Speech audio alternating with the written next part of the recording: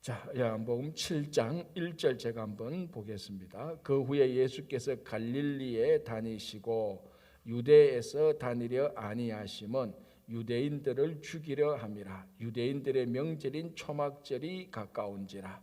자, 이제 초막절이 가까웠고 초막절이 되면은 유대인들은 전통적으로 예루살렘에 올라가서 그 절기를 지키게 되는 겁니다. 자, 지금 예수님께서는 갈릴리에 있습니다. 그런데 이제 유다 지방, 그 중간 지방, 유다 지방에는 예수님께서 잘 다니지 아니하려고 했다. 자, 그런데 이제 초막절이다. 자, 그럼 초막절이면은 이제 예수님께서 예루살렘 유대 지역으로 올라가셔야 되는 겁니다.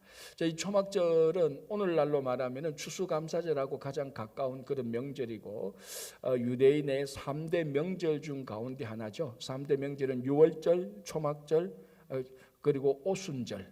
자, 예를 들어서 이제 순서로 말하자면 유월절, 그 다음에 오순절, 그 다음에 초막절. 뭐 초막절은 장막절 이렇게 말하고 오순절은 77절 이렇게라고도 얘기를 하는 거죠. 또 유월절은 또 그 무교절하고도 같이 이어지는 겁니다. 제가 전에도 말씀드렸다시피 그래서 성경이 어떨 때는 그냥 유월절이라 하는 무교절이 가까운지라 이렇게도 나옵니다. 그럼 유월절이라 하는 무교절, 그럼 유월절과 무교절은 같은 절기인가? 이걸 크게 보면 같이 보기도 하고 정확히 보면 사실은 유월절이 지난 그 다음 날부터 무교절이 또 7일간 시작되는 거죠. 이 유대 절기가 이름도 약간 좀 혼란스럽고 그냥 오순절하고 칠칠절 이건 뭐냐? 이거 사실 또 같은 날이거든요. 그리고 유월절, 무교절도 같은 날로 보면 되고 오순절, 칠칠절은 같은 절기가 맞고 초막절, 장막절은 같은 이름이 맞고 다 같은 건데 어쨌거나 이 3대 절기 때는 유대인들이 예루살렘에 올라와서 성전에서 제사를 드리고 가는 것이 이게 20대 이상 남자의 의무입니다. 그러나 실제로 보면은 모든 명절 때마다 이 20세 이상이 다 예루살렘에 올라간 건 아닙니다. 자, 여러분 생각해 보십시오. 모든 명절 때마다 20세 이상이 다 올라가면은 그 뭐 우리 흔히 하면 누가 농사 지고 누가 애 보고 누가 합니까? 1년 내 왔다 갔다 일주일씩 하니까. 그러나 최소한 그 당시 실제적인 삶을 보면은 1년에 한 번 3대 명절 가운데 한 명절 정도는 꼭 올라갔다는 그런 기록도 있고 올라가려고 했던 그런 것들도 많이 봅니다. 그러나 해외에 있는 디아스포라 이런 사람들을 자기 평생 소원이 한번 예루살렘에 와서 그 절기 때 성지순례하고 가는 것. 어쨌든 이네들의 삶의 중심은 유대 지역에 있는 예루살렘이었고 이제 오늘 본문을 보면 초막절이다. 자, 그럼 예수님이 당연히 유대에 올라갈 때가 되었다라고 얘기하는데 1절에서는 예수님께서 별로 유대에 올라가고 싶지 않다. 왜냐하면은 거기 유대인들이 예수님을 죽이려 하고 있다라고 말합니다. 자, 그러면 우리가 앞에서 요한복음 이제 6장까지 봤는데 요한복음에 의하면은 유대인들이 예수님을 죽이려고 하는 이유가 무엇이었죠? 예, 두 가지였죠. 베데스다 목가에서 38년 된 병자를 고쳤다. 그날이 안식일이었다. 그래서 안식일을 범했기 때문에 죽이려고 했고 지금까지 나온 대로 예수님께서 유대에 올라가셔서 본인이 하나님의 아들이라고 했다. 자, 한번 볼까요? 5장 요한복음 5장 보겠습니다. 5장 18절 이렇게 되어 있습니다. 유대인들이 이로 말미암아, 자, 이는 그 앞에 있었던 베데스다 목가에서 38년 된 안식일에 38년 된 병자를 고친 그걸 말하죠. 18절 유대인들은 이로 말미암아 더욱 예수를 죽이고자 하니 이는 안식일을 범할 뿐 아니라 하나님을 자기의 친아버지라 하여 자기를 하나님과 동등으로 삼으심이라. 자, 요한복음 이 두 가지가 유대에 있는 사람들은 예수를 죽이려고 했습니다. 자, 그러면은 우리가 이렇게 생각해 볼 수 있습니다. 이렇게 마음에 도끼가 있는데 예수를 꼭 죽이려고 하는 유대에 살고 있는 사람들. 자, 지금 여기서 유대인들은 이스라엘 백성들 전체를 말하는 거 아니고 그 유대 지역에 살고 있는 유대인들이란 말입니다. 그러니까 우리가 보통 유대인이라고 말하면 갈릴리에 살고 있는 이스라엘 사람도 유대인입니다. 그러나 여기서 지금 말하는 유대인들은 유대 지역에 살고 있는 그 유대인들, 그렇게 딱 이제 지정해서 제한적으로 말합니다. 자, 그럼 우리가 이렇게 생각해 볼 수 있지 않습니까? 그 유대하고 갈릴리하고 그 뭐 하루길만 올라갈 수 있는 길이거든요. 그럼 이 유대인들이 갈릴리까지 와서 예수님 죽이면 되지 왜 안 죽일까? 그런 생각도 우리가 충분히 해볼 수 있는 것입니다. 그만큼 예수가 안식일을 범했고 자기를 친아버지라고 자기 하나님 아버지가 자기 친아버지라고 말하는 것은 이것은 정말로 극단적인 신성 모독이거든요. 이거는 분명히 자기들의 종교적인 이유로 죽일 수 있는 이유가 되는 겁니다. 그러면 유대에 있는 유대 지역에 있는 이 사람들이 갈릴리로 와서 예수님 죽이면 되는데 아니면 뭐 어떻게 해코지를 하면 되는데 그렇지는 또 안 했단 말이죠. 왜냐하면 이게 다스리는 통치 영역이 다르기 때문에 그렇습니다. 자, 유대 지역은 이 당시 유대 지역은 빌라도 그러니까 로마에서 파견된 빌라도 총독이 다스리고 있었고 갈릴리는 분봉왕 헤롯 안티파스가 다스리고 있었습니다. 그러니까 생각해 보시죠. 다스리는 지역이 다른데 다른 지역에 있는 사람이 내 지역에 있는 사람한테 내 지역으로 들어와서 내 지역에 있는 사람을 죽이면은 이게 우리가 흔히 말하는 외교적인 논란이 또 일어날 수 있는 그런 문제들이 있습니다. 그래서 예수님께서 갈릴리에서 유대 지역으로 가지 않고 갈릴리에 있는 한은 아직까지는 안전하거든요. 그래서 예수님께서 썩 그렇게 유대 지역에 올라가고 싶은 마음이 없습니다. 자, 그것도 있고 제일 중요한 것은 이제 좀 이따 나옵니다. 왜 유대 지역에 안 올라가려고 하는 건지 그건 좀 이따 보고요. 자, 3절 그 형제들이 예수께 이르되 당신이 행하는 일을 제자들도 보게 여기를 떠나 유대로 가소서. 자, 이제 초막절이 되었으니까 예수님의 형제들이 야, 여기 갈릴리에만 있지 말고 이제 명절도 다가오니까 형님, 자, 여기 형제들은 전부 다 예수님의 동생이죠. 예수님의 형들이 아닙니다. 예수님은 첫 번째 장자로 태어나신 겁니다. 그래서 이 형제들 이게 가톨릭에서는 이 형제들을 예수님의 친형제라고 말을 하지 않습니다. 왜 그렇습니까? 가톨릭은 마리아가 평생 동안 동정녀로 있었다고 말을 합니다. 이제 우리 개신교는 평생 동안 동정녀는 아니었다. 예수님을 낳으실 때만 동정이었지. 그 이후로는 야고보, 요수, 시몬, 유다 예수님의 진짜 형제는 동정녀 탄생이 아닙니다. 이 형제들은 이제 그건 좀 차이가 있는 거예요. 어쨌든 이 가톨릭에 보면 이 형제들은 사촌 형제들로 이렇게 봅니다. 그러나 이거 뭐 성경 어디를 봐도 사촌 형제라는 그런 힌트는 없습니다. 좀 약간 억지 해석이 있죠. 자, 예수님의 형제들을 말할 때 예수님의 동생들입니다.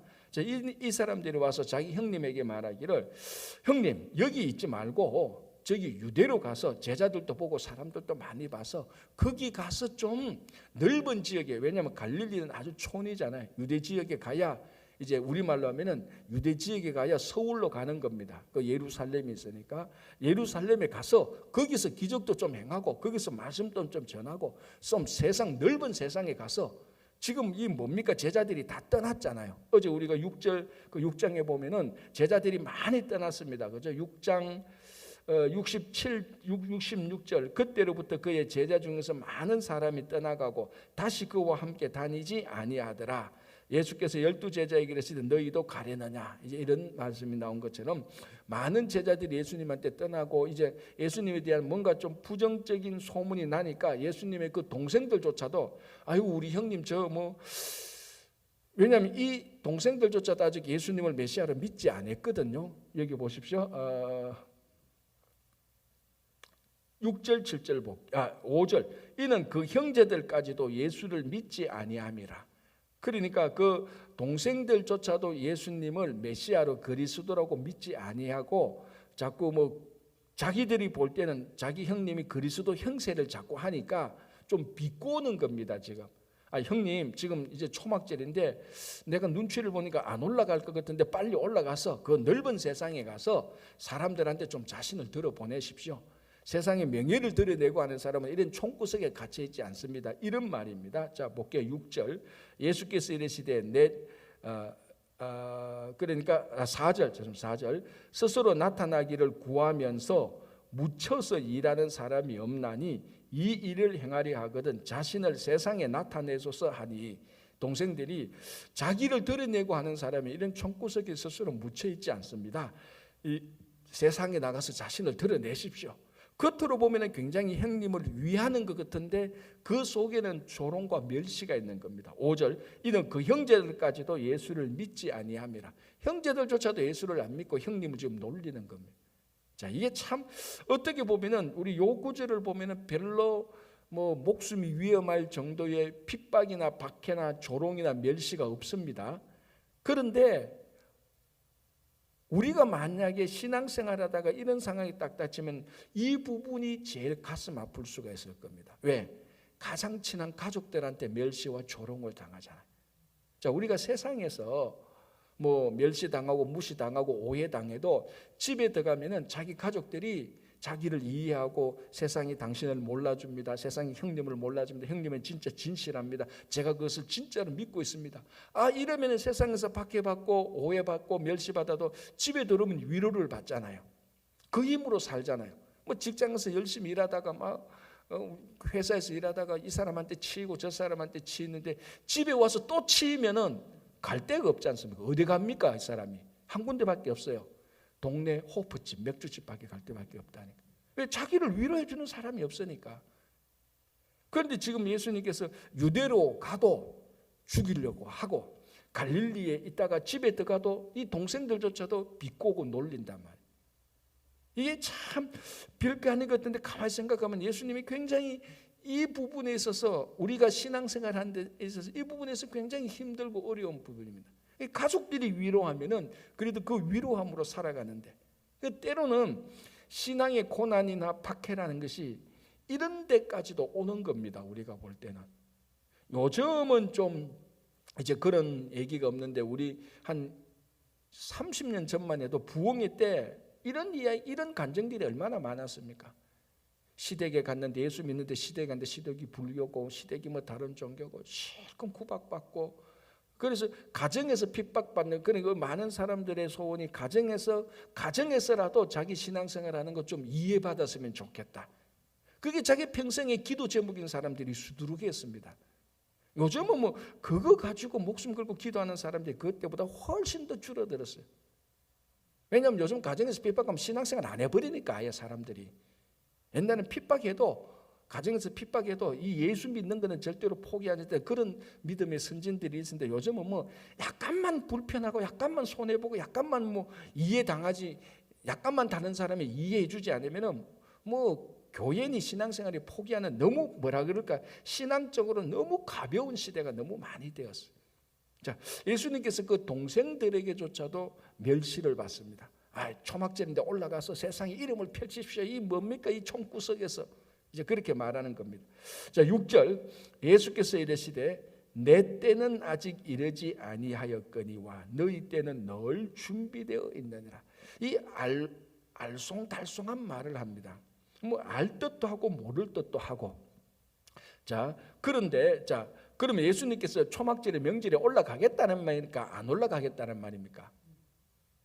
내 때는 아직 이르지 아니했다. 너희 때는 언제든지 됐으니 올라가라. 안 올라가겠다는 말입니다. 이 말은. 그런데 우리가 또 10절부터 10절 보시기 바랍니다. 그 형제들이 명절에 올라간 후에 자기도 올라가시니 나타내지 않고 은밀히 가시니. 이거 안 올라가겠다고 얘기해놓고 또 올라가고 혼돈이 돼요. 어떻게 보면은. 자, 6절에 예수께서 이르시되 내 때는 아직 이르지 아니했다. 자, 여기서 이 때는 뭐냐면 하면은 예수님께서 예루살렘 유대 지역에 있는 예루살렘에 올라가서 십자가에 달려서 하나님의 나라를 이룰 그 결정적인 때, 그때를 말하는 겁니다. 자, 이때가 절기상으로 어느 절기 때 이루어지죠? 그렇죠, 6월절이죠. 많이 아시네. 왜 6월절날 이루어지죠? 제일 쉽게 말해주죠. 제일 쉽게. 그거보다 더 쉽게 하나님의 말씀을 이루시려고. 그러면 하나님의 말씀이 뭐냐 하면 이제 여러분들이 말하는 어린 양의 죽음을 이루시려고. 6월절 어린 양의 모범으로 오셨으니까. 그죠? 자, 그걸 이루시기 위해서는 예수님의 때는 6월절에 올라가셔서 십자가를 지고 돌아가시는 것이 예수님의 때입니다. 자, 그런데 아까 절기가 뭐라고요? 지금 초막절입니다. 지금 여기에 이제 요 초막절 지나고 아까 제가 얘기했죠. 유대인의 3대 명절이 6월절, 오순절, 초막절, 그리고 6월절, 오순절, 초막절입니다. 지금 예수님께서 요 초막절이 있었는데 요거 지나고 6월절 바로 그 다음 6월절에 예수님께서 예루살렘에 또 올라갑니다. 그때 이제 십자가를 지시고 이제 돌아가시는 사건인데, 요 오늘 초막절은 예수님께서 지키는 유월절 바로 그 전 절기 초막절입니다. 그러니까 예수님께서 내 때가 안 됐다 이런 것은 아직까지 이 동생들이 예루살렘에 올라가라 그러니까 내가 예루살렘에 올라가서 하나님의 뜻을 이룰 그 메시아가 때가 되지 않았다. 그러니까 하나님의 나라를, 그리고 우리를 구원하시는 십자가에 돌아가시는 그 때를 말하는, 그 타이밍을 말하는 겁니다. 그래서 아직 그 타이밍이 올라가 안 됐기 때문에 예루살렘에 올라가서 나는 이번에 올라가지 않겠다, 그런 얘기입니다. 그러니까 자, 제가 왜 자꾸 얘기하는가 하면은 초막절에 예수님께서 십자가에 달려 돌아가실 그 때는 안 됐다는 겁니다. 그런데 보니까 10절 11절 예수님이 초막절에 올라가셔요. 그럼 안 올라가야 되지 않나? 자, 여기서 초막절에 올라간 것은 예수님께서 십자가에 달려 돌아가시는 그때의 사건을 이루기 위함이 아니고, 그러니까 요거를 우리가, 그러니까 이 동생들이 이해할 리가 없죠. 앞에서 유대인들이나 다른 사람들이 예수님이 하나님의 아들이라고 말했을 때 전혀 이해하지 못했는 것처럼 이 부분도 동생들도 지금 예수님하고 이야기를 하는데 핀트가 하나도 안 맞는 겁니다. 겉으로 보면 뭐 얘기가 되는 것 같은데 속에 보면은 하나도 핀트가 안 맞다. 왜냐하면은 이 동생들이나 유대인들은 전부 다 땅에 속한 사람들이고 땅의 말을 하고 있고, 예수님께서는 하늘에 속한 것이고 땅에 있지만 하늘에 속한 말, 하늘에 속해 있고 하늘의 말을 하니, 땅에 다 같이 땅에 있지만 다 같이 똑같은 아람어로 말을 하고 있지만 하늘에 속한 자와 땅에 속한 자가 하늘의 언어와 땅의 언어로 말하는 게, 이게 들리는 것은 똑같은 언어로 들리는데 안에 내용이 완전히 다른 겁니다. 이게 어떻게 보면은 우리가 성경을 읽을 때도 그렇게 읽을 수가 있다는 겁니다. 똑같은 이 성경을 읽는데 땅에 속한 이 성경을 땅에 속한 언어로, 땅에 속한 생각으로 성경을 읽을 때 그 당시 유대인들이나 예수님의 동생들이 예수님의 말씀을 전혀 이해하지 못한 것처럼 우리가 이 말씀을 읽을 수가 있다는 겁니다. 아니, 읽을 수가 있다가 아니고 수없이 많이 그렇게 읽고 있는 것이죠. 그래서 십자가를 지는 것이 자기를 부인하고 예수님을 따라가는 것이다. 그만큼 복음서에서 예수님께서 얘기하셨는데 땅에 속한 우리가 땅의 언어로 그걸 이해하려고 하니 이해가 안 돼. 머리로는 알겠는데 가슴까지 안 오는 겁니다. 그래서 그런 상황이 딱 닥치면은 머리로 아는 건, 여러분 머리로 아는 것은요, 손가락만한 고난과 손해만 딱 들어 우리에게 일어나도 머리로 아는 것은 금방 사라져 버려요. 머리로 아는 건요, 평온할 때 아무 일이 없을 때 머리로 아는 일이 작동되지, 약간의 고난과 약간만 손해만 보면요, 머리로 아는 것은 금방 사라져 버려요. 그러니까 머리로 아는 것이 얼마나 경박한지, 얼마나 경솔한지, 어쩌면은 우리의 신앙이 머리로 알고 있는 신앙이 아닌지, 얼마나 경박하고 경솔한 신앙인지 우리가 한번 되돌아봐야 되는 겁니다. 땅에 있으면서 이 하늘에 속한 책을, 땅에 속한 사람이 땅에 속한 생각으로 경솔한 머리로 아는 걸로 성경을 읽고 나는 하나님의 말씀을 안다라고 생각할 때 십자가를 지어야 될 그 상황이 딱 닥칠 때는 싹 다 사라지고 세상 사람들하고 똑같아지게 되는, 이 제자들과 이 예수님 형제들하고 전혀 다를 바가 없습니다. 그러니까 핀트가 하나도 안 맞는 겁니다. 하나도 안 맞는 거예요. 옆에서 보면 다 대화가 되는 거고, 옆에서 보면 예수님과 함께 있는 거고 예수님을 따라가는 것 같은데, 진짜 그 일이 일어나야 되는 중요한 상황에 그 일이 일어났을 때는 전혀 핀트가 안 맞는 거예요. 그래서 예수님께서 내 때는 아직 이르지 않았다. 너희 때는 언제든지 널려있다. 왜냐하면 너희가 무슨 때를 가리느냐? 너희들 마음대로 하는 사람들 아니야. 너희들은 초막절에 올라가고 싶으면 올라가고 안 올라가면 안 올라가고. 그러나 예수님은 유월절이 되어야 십자가를 지시고 하나님의 뜻, 하나님 나라를 이루기 위한 그 구원의 사건을 이루는 그 때다. 그래서 이때는 아직 이르지 않았다. 그러나 초막절이 명절이기 때문에 그건 내가 올라가지. 그래서 이제 올라가는 것이 10절하고 마찬가지입니다. 그래서 올라간다고 안 올라간다고 해놓고 올라간 건 왜냐? 그런 이제 의도가 있다는 것을 우리가 알면 됩니다. 자, 8절, 너희는 명절에 올라가라. 내 때가 아직 차지 못하였으니 나는 이 명절에 아직 올라가지 아니하노라. 자, 이거는 이제 그 때와 같이 관련돼서 이제 우리가 좀 이해하면 됩니다. 이 말씀을 하시고 갈릴리에 머물러 계시니라. 10절, 그 형제들이 명절에 올라간 후에 자기도 올라가시니. 그러니까 이런 걸 모르면 방금 안 올라간다라는 거 예수님도 올라가고 예수님도 참 거짓말 하셨네, 이렇게 이제 우리가 혼란할 수 있습니다. 자, 10절 그 형제들이 명절에 올라간 후에 자기도 올라가시니 나타내지 않고 은밀히 가시니라. 왜? 지금 유대인들에 잡혀서 여기서 돌아가시면 안 되잖아요. 아직 때가 이르지 않았잖아요. 그래서 은밀히 이제 올라가신다. 명절 중에 그러니까 이제 예수님의 형제들이 초막절에 예루살렘 유대에 올라왔다니까 사람들이 알아보고 예수에 대해서 이제 이러쿵저러쿵 얘기합니다. 왜냐하면 이때는 예수님께서 이제 많은 기적도 행하셨고 예수님의 소문이 갈릴리 유대 지역 전체 다 퍼졌습니다. 그러니 11절에 명절 중에 유대인들이 예수를 찾으면서 그가 어디 있느냐 하고 예수에 대하여 무리 중에서 수군거림이 많아 어떤 사람은 좋은 사람이라 하며 어떤 사람은 아니라 무리를 미혹한다 하나, 어떤 사람은 예수가 좋은 사람이다, 아니다, 그 혹세무민하는 사람이야, 왈가왈부하는 겁니다. 자, 그런데 12절 13절에 그러나 유대인들을 두려워함으로 드러나게 그에 대해서 말하는 자가 없다. 자, 이제 이 유대인들은 유대 지역에 살고 있는 유대인들, 이 사람들은 지금 도끼가 올랐습니다. 그죠? 예수에 대해서만 얘기하면은 바로 막 이 도끼를 품으면서 잡아서 죽이려고 하는 그 유대에 살는 유대인들, 다른 사람들조차도 이게 겁나서 예수에 대해서 왈가왈부 말을 못 꺼냅니다. 잘못 말 꺼냈다가는 또 그 사람들을 엮이고 예수를 찾아내라 막 이렇게 베데스다 목가에서 38년 된 병자에게 했던 것처럼 그런 일이 생길 수 있으니 사람들이 그런 사람들 앞에서 드러내놓고 말하지 못하고 자기들끼리만 수근수근 거리는 겁니다. 자, 14절 이미 명절의 중간이 되어 예수께서 성전에 올라가서 가르치시니, 안 올라가는데 안 올라가신다 그래놓고 올라가셨습니다. 아까 제가 얘기했지는 초막절의 명절을 지키기 위해서 올라가셨는데 15절 자, 그런데 거기서 이제 가르치시는 겁니다. 15절 유대인들이 놀랍게 여기에 이르되 이 사람은 배우지 아니하였거늘 어떻게 그를 아느냐.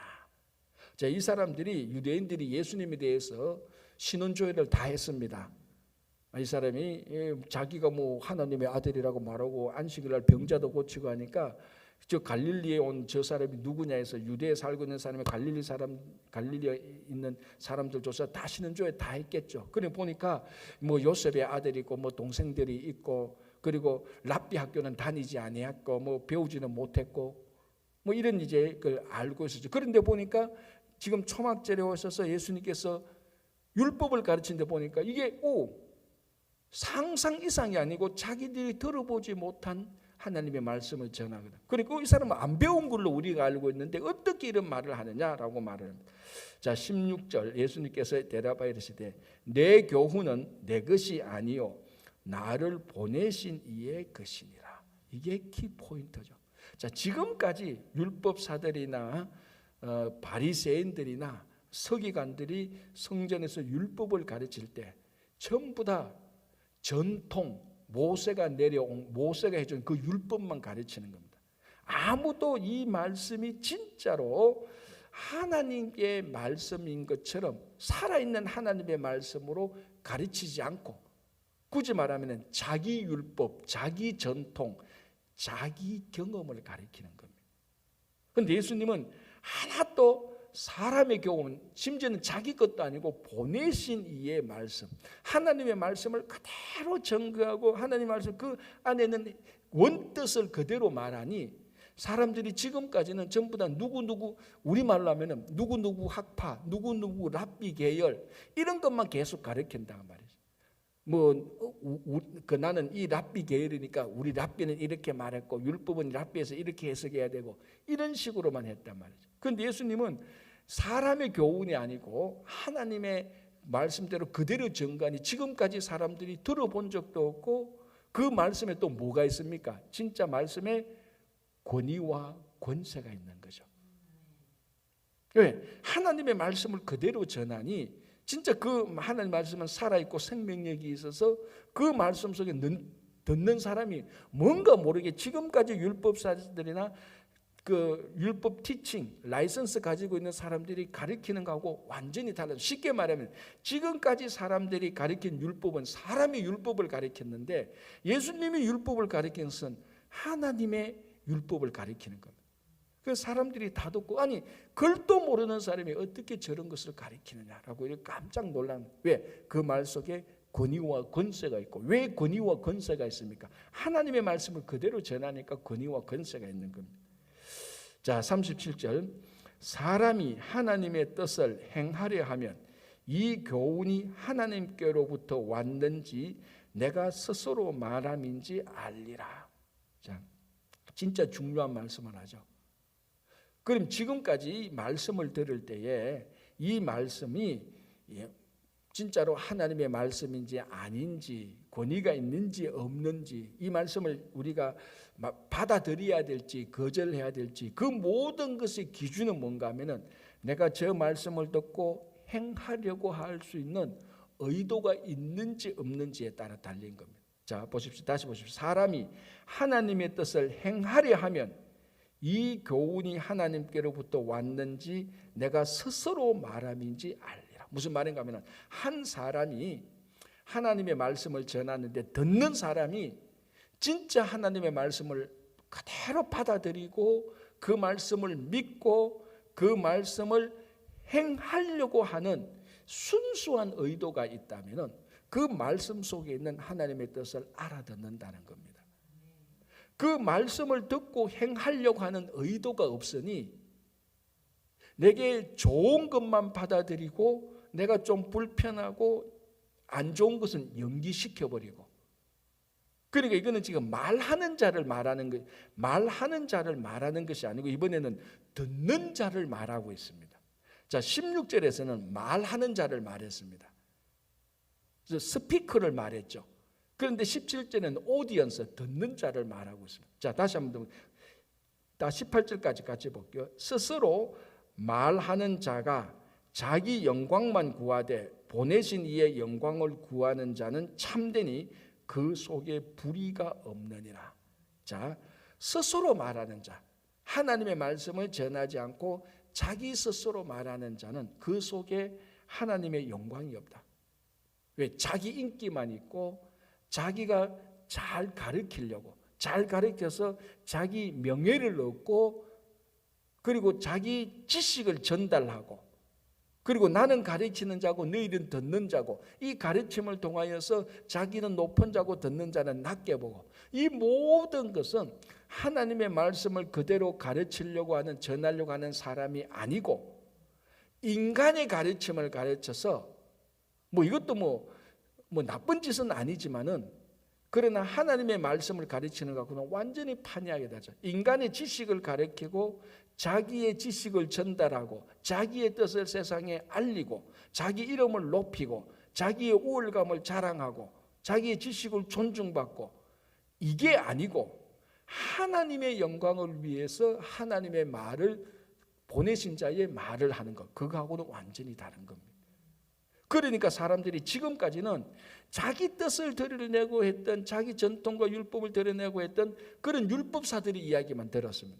오늘 처음으로 이 초막절에 예수님께서 하나님의 영광을 위한 하나님의 뜻을 가리킨 줄 처음으로 들었어요. 이 가르치는 자의 권세가 완전히 다른 것. 자, 그리고 아까 말하려다가 약간 나왔는데, 듣는 자, 오디언스는 그 말씀을, 하나님의 말씀을 듣고 행하려고 하면은 그 속에 있는 하나님의 말씀이 보이고 믿기고 느껴진다는 것입니다.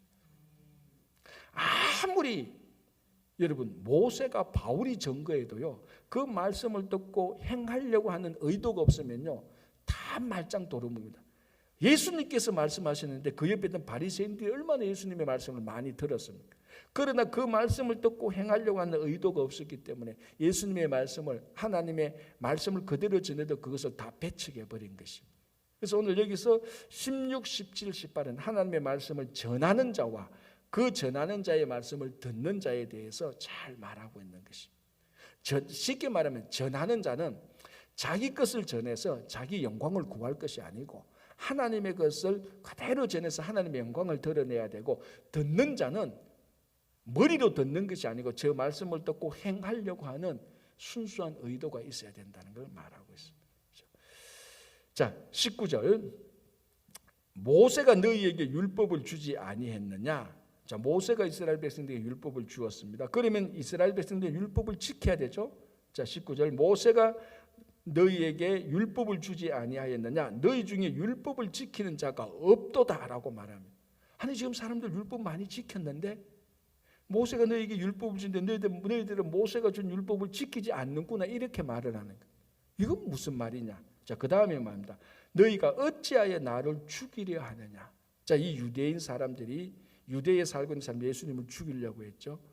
자, 이 말의 의미는 너희들은 모세가 준 율법을 진짜로 지키고 있는 것이 아니다.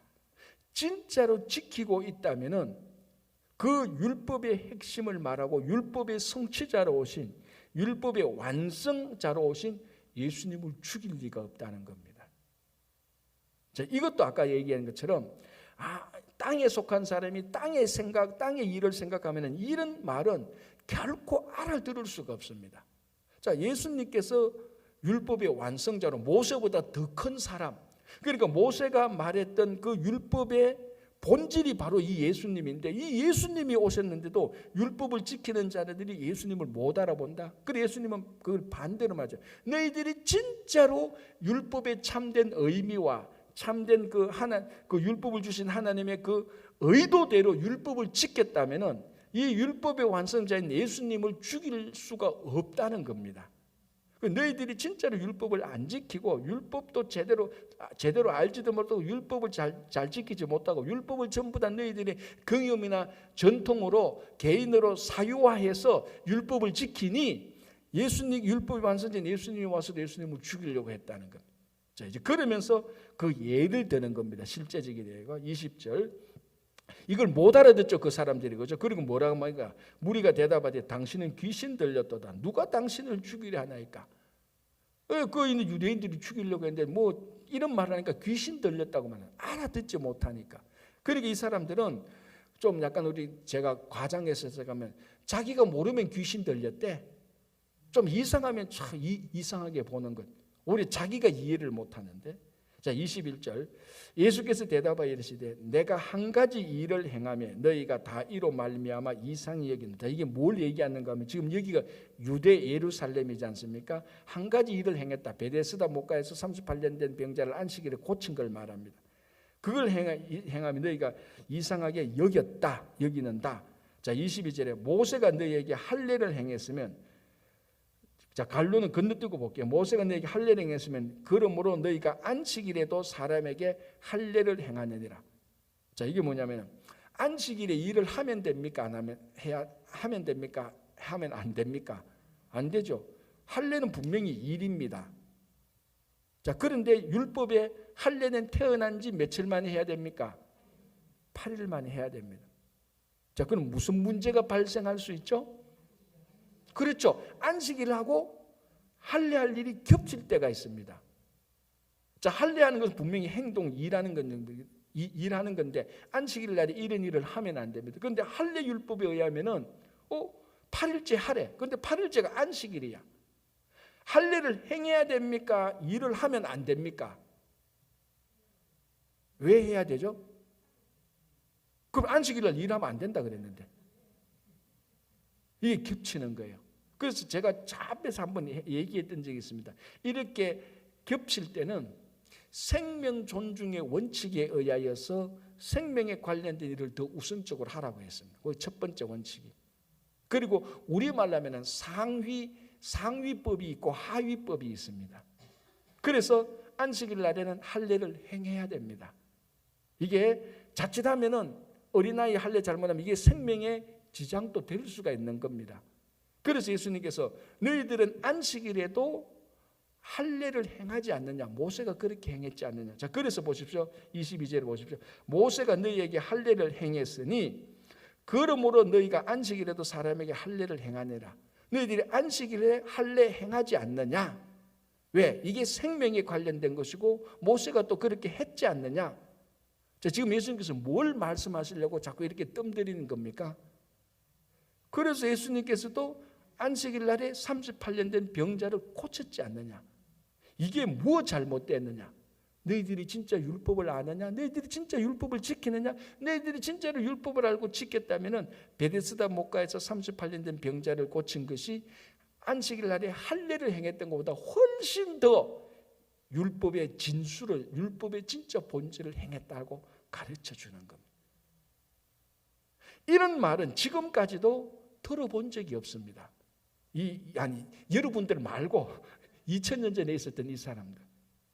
그러니까 율법이 뭔지를 라이선스가 있는 율법사나 서기관과 바리새인보다 예수님이 100% 알고 있죠. 왜? 예수님이 율법의 완성자고 하나님께서 보내신 자가 예수님이, 이분이 하나님의 아들이니까. 자, 그래서 보십시오. 자, 21절에 모세의 율법을 범하지 아니하려고 사람이 안식일에도 할례를 받는 일이 있거든 내가 안식일에 사람의 전신을 건전하게 한 것으로. 자, 이게 무슨 사건이냐죠? 38년 된 병자 고친 겁니다. 너희가 내게 노여워하느냐? 왜 너희들이 나를 죽이려고 하느냐? 안식일에 38년 된 병자를 고친 것 가지고 너희들이 나를 죽이려고 하는데, 이게 원래 안식일 날에 해야 되는 거다. 할례도 행하면서 사람의 전신을 고치려고 하는, 할례는 알다시피 어린아이의 생식기의 표피를 제거하는 겁니다. 그거 하나 제거하는 것을 하는데도 사람의 생명을 위해서 38년 된 병자의 전신을 고치는 것이, 그게 진짜 안식일 날에 해야 되는 거 아니냐? 그런데 너희들은 그것도 모르고 나를 죽이려고 하느냐? 그래서 19절에 모세가 너희에게 율법을 주지 않았느냐? 너희 중에 율법을 지키는 자가 없도다라고 말합니다. 진짜 율법을 지키는 자가 없다고 말했어요. 진짜 율법을 지키는 자면은 안식일 날에 베데스다 목가에서 38년 된 병자를 고친 예수님이 하신 일이 진짜 율법을 행했다고 죽이면 안 되는 겁니다. 이해됐죠? 그러면서 결론, 외모로 판단하지 말고 공의롭게 판단하라. 자, 이거 구약 전체 내용 아닙니까?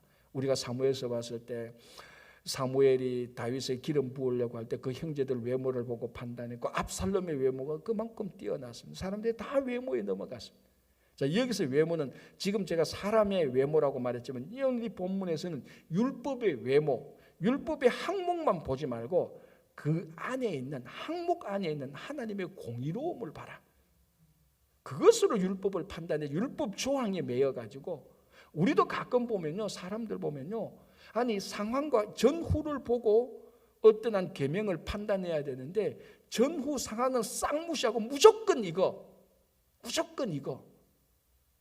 그런 사람들이 제일 무식한 사람. 그런 사람들에게 열정이 들어가면 제일 위험한 사람들이. 제일 위험한 사람이 누굽니까? 무식한데 열정이 있는 사람. 제일 위험한 사람이. 아니면 열정이 없든지 아니면 무시가 안 하든지. 자, 그래서 너희들은 외모로, 율법의 외모, 율법의 항목으로 판단하지, 그 안에 율법에 담겨져 있는 하나님의 원뜻을 알아라. 안식일 날에 사람의 생명을 고쳐야 되지 않느냐? 아무리 안식일을 할지라도. 그것을 얘기하고 있어요. 이게 오늘날 우리가 자칫하면은, 우리가 신앙생활 할 때 늘 조심해야 되는 것은 율법으로 굳어지지 않도록. 우리가 율법으로 굳어지지 않도록 복음과 은혜 속에 있는데 많은 한국분들이 자꾸 율법으로 돌아가고 있어요. 그걸 계속해서 깨는 것이 오늘 이 말씀이고 로마서 전체 말씀입니다. 자, 그래서 오늘 이 말씀을 보면서 더 이상 율법의 외모에 사로잡히지 말고 그 중심에 있는 하나님의 긍휼과 공의를 보시는 여러분 되시기 바랍니다. 기도하겠습니다. 하나님 아버지, 감사합니다. 2000년이 지난 오늘이지만 우리가 여전히 그 율법의 외모로 우리를 판단하고 율법의 항목으로 우리 자신을 그 재단하는 일들을 보게 됩니다. 주님, 우리가 정말로 하나님의 뜻을 알고 하나님의 말씀을 행하고자 하는 거룩한 의도를 가지고 말씀을 읽을 때 한 말씀 한 말씀이 전부 하나님의 말씀이요 우리가 행해야 될 말씀을 깨닫게 하여 주시옵소서.